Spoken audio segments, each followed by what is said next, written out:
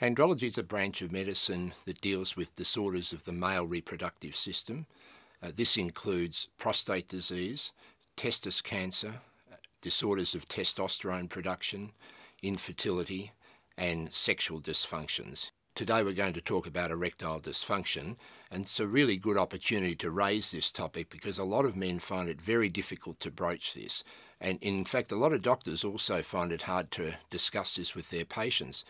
But it's important. It can be a very distressing condition. It's usually treatable. It's also associated with a lot of medical problems, heart disease, diabetes and other risk factors, and mental health problems such as depression.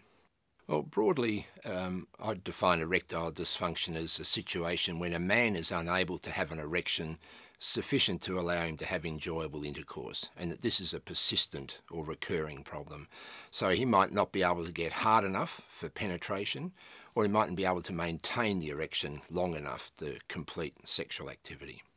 So it is important to recognise that this is a common condition. It can occur in men of all ages, increases as men get older, and at least a third of men over the age of 40 have erectile dysfunction. Commonly in younger men, it will be a situational thing that occurs at one part of their life or sexual life and then may recover.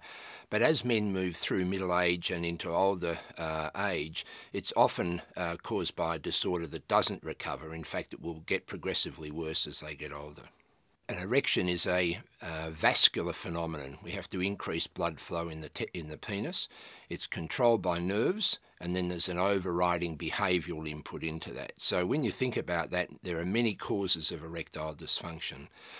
Often in younger men, it's anxiety and issues that relate to a certain specific scenario that they find themselves in, and that can be dealt with and overcome.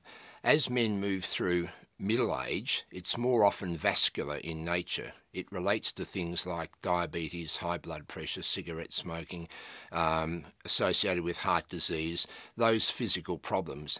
And for those men, most likely this will be a progressive problem and won't get better. There are some situations where there is a treatable cause, testosterone deficiency, men who might get erectile dysfunction with depression, men who have been started on a particular medication, maybe a blood pressure tablet that has erectile dysfunction as a side effect. So there are situations where erectile dysfunction will return to normal. No matter how hard you might find talking to your general practitioner about erectile dysfunction, the fact that it's associated with important medical problems and mental health problems means it's important to raise it with your doctor. So all men with erectile problems will need some counselling.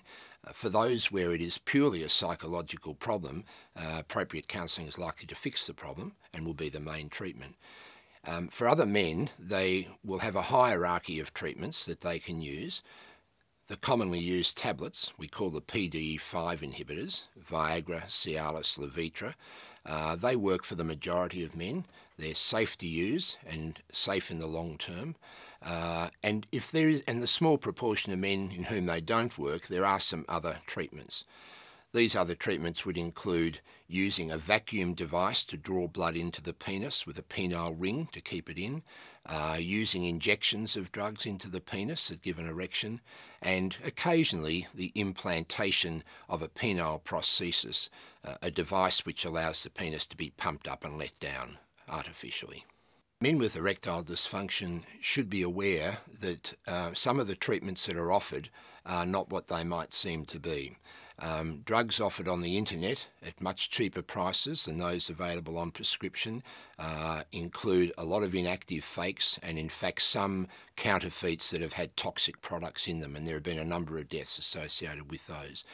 Also, there's a lot of commercial clinics that advertise heavily, that contract men for large sums of money and provide them with medications of unproven efficacy. Men should avoid both of these situations. Depression's an important association with erectile dysfunction. Depression causes erectile dysfunction. Drugs used to treat depression cause sexual dysfunctions, and of course erectile dysfunction itself may lead a man to be depressed. So treating both the depression and the sexual function together may be very important for the well-being of depressed men. Apart from talking to the healthcare professional, the doctor or perhaps the pharmacist about medications, there are some excellent resources available for men with erectile dysfunction. The Andrology Australia website has good information about all andrological topics. Impotence Australia, which is based in New South Wales, is a self-help group, also has a good website and good information, and there's a helpline which people can ring.